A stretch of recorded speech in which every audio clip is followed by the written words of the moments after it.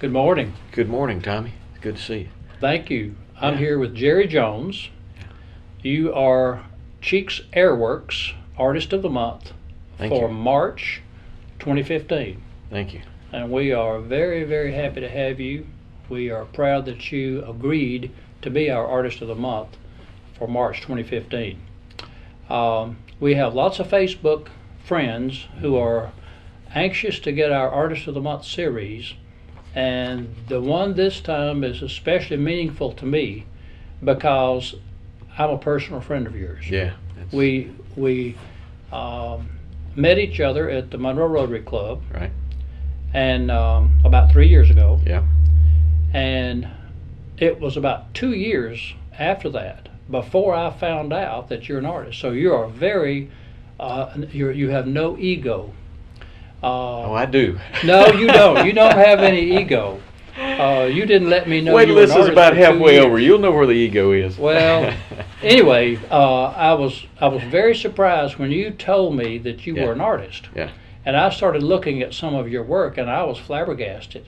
So you're a perfect fit for our Artist of the Month. And the first question I have for you Yes, sir. is, what do you do other than your artwork? All right. As you know, my day job is I manage the Fox and the NBC television station here in West Monroe. And besides that, it's me and my wife and a couple of stray dogs that we picked up, and studio in the house, and this is what I do at night. But you have a full-time job. Oh, I have Your a full-time, job more is than full-time. Vice Yeah. President and General Manager of KTV and KARD. Yeah, actually, yeah, Vice President and General Manager of KARD, and then I provide services, oversee the channel 10 KTV. Okay, Yes. great. Yeah. Well, I knew that, but I wanted you to help us understand that you're not just in the art business, but you didn't start this yesterday, this art business. No, sir. You've got some training. Tell us about that. Well, I came out of the Navy in '73 and had the GI Bill. Didn't know what I wanted to do with my life. Didn't know what I wanted to do when I grew up, because I was at that time 19 or 20, and wanted to go to Southern Miss over in Hattiesburg, Mississippi, and had gotten some good advice from my brother-in-law, who had said, if you don't know what you want to study, just get a degree in something you're interested in, because the college degree is what they're looking for. And he did say, if you're going to be a brain surgeon, please study the brain. Yeah. And I was not going to be a brain surgeon, Yeah. so I ended up just kind of taking some general classes, and because of my interest in art from childhood, I took more art classes than I took others, and I honestly just kind of fell into a fine arts degree, and ended up, that's my degree, is Bachelor of Fine Arts with an emphasis in drawing and painting.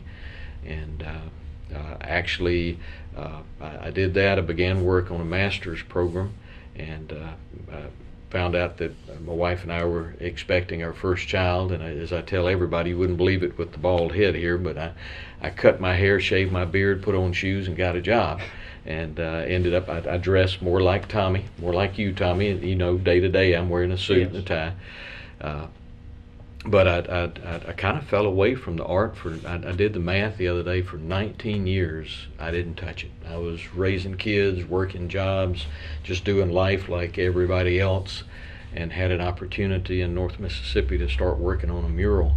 And I started painting with oil paint and a palette knife in a huge room, and worked for 3 years, almost every night of the week for 3 to 4 hours, every Saturday 8 to 10 hours for 3 years.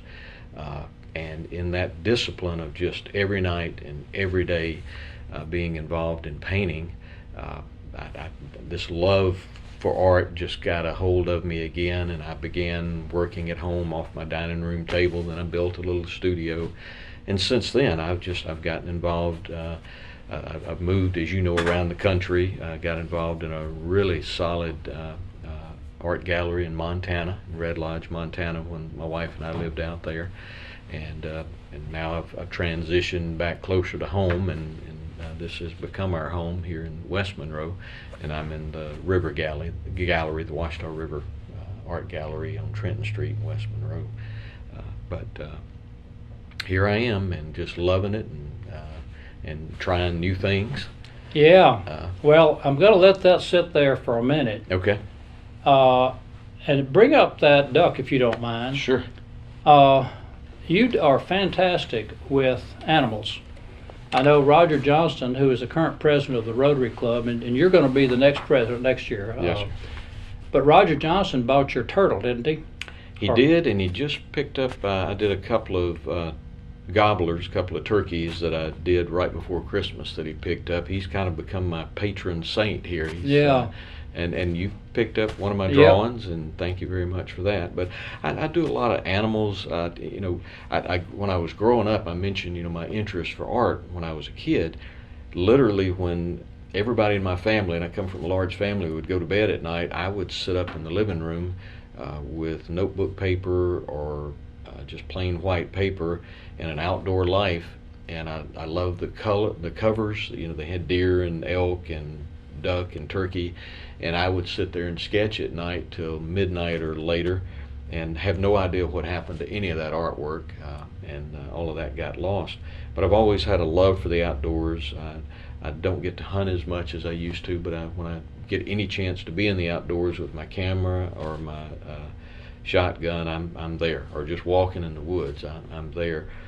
I jokingly say, but it's the truth is, I do ducks and turkeys because if you do their portrait and mess up their nose, they don't make a sound. They're just tickled to death that you did their painting. If I don't get the eyes just right, you know, the mama duck doesn't call me and say, you know, this doesn't look like my baby. But I love doing the wildlife, and I tend to not just sit in an area of technique. I start out every painting, and I share this with my artist friends, I start out every painting trying to be almost photographic, just super realistic, and then I get caught up in the color, and you can see in this, it is realistic, but you know, the red outline on the mallard hen here is not in real life. But there's a realness and a believability to it. And I've even had some people say, you know, some of the defining lines that I'll pop in a painting toward the end give it almost a three-dimensional look. And I'll be honest, I'm not trying to do that. It goes back to my art training of just defining shapes. And at some point, whether it's photography or painting or sculpture, you got to take a risk, and you've got to say, this is the shape I'm going for. You commit to something instead of just tickling at it, which you can tend to do if you stay with that, you know, trying to go only photographic in its look. But well, I love it, and all of your animals have this unique look to them. But let's set this down, because I want to talk about something else. Recently, you were talking to me, we were at the Rotary meeting, and you were talking about a new endeavor you've started. Yeah. And I've never seen you so excited. So animated. Unbelievable. So you're into sculpture. I am. And so tell us a little bit about that. Well, Southern Miss, like I said, that's where I got my BFA. And it was all drawing and painting. I got involved in some ceramics. I was terrible at that. If any of you out there looking at this can throw something on the wheel, my hat is off to you, because as good as my hand-eye coordination is, I cannot throw anything on a wheel. And I tried a little bit of sculpture and blew something in 1,000 pieces with air bubbles in it. Swore I'd never do clay again.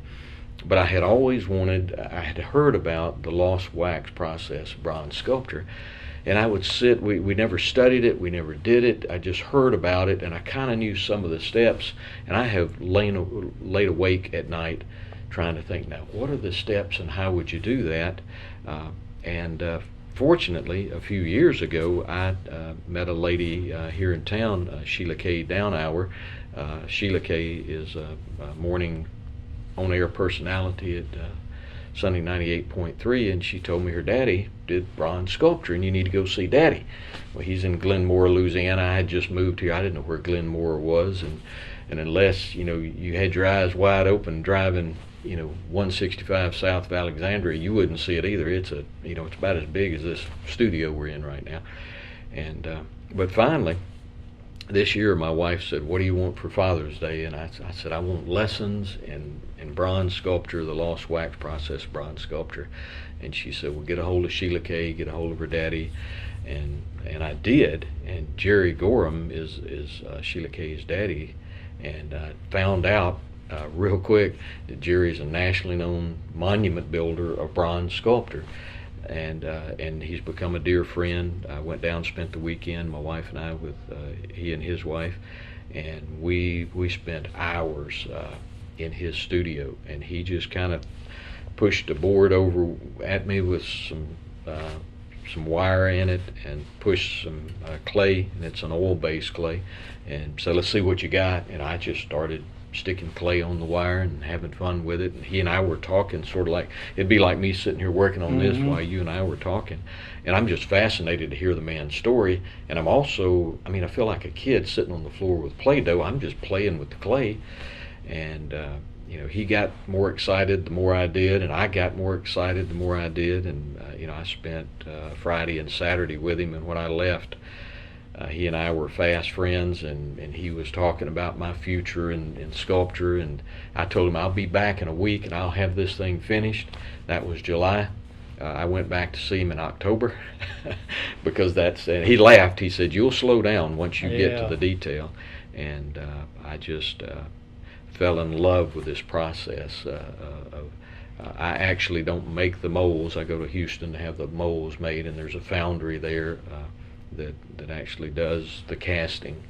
And it's just the feel of bronze is amazing. The weight, you and I were talking about that a few minutes ago. This is an amazing piece. That shotgun may fall loose out of it. Yeah, the shotgun may fall loose. Yeah. This is absolutely one of the best pieces I've ever seen, and it's your first one. Well, you need to see a little more, but thank you. The people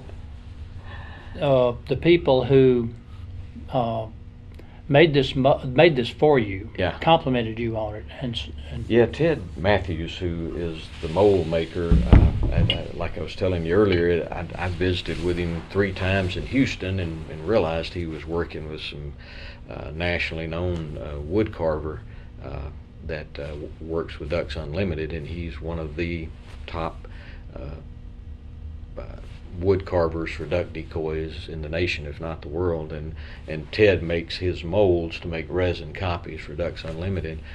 And then I realized I'm working with somebody that works with nationally known people, and his compliment just really got me excited. Yeah. He told me, he said, "Jerry," he said, "if this is your first piece of sculpture, it's really good for your first piece, but," he said, "if you've done 100 different sculptures," he said, "this is a good piece of sculpture." Yeah.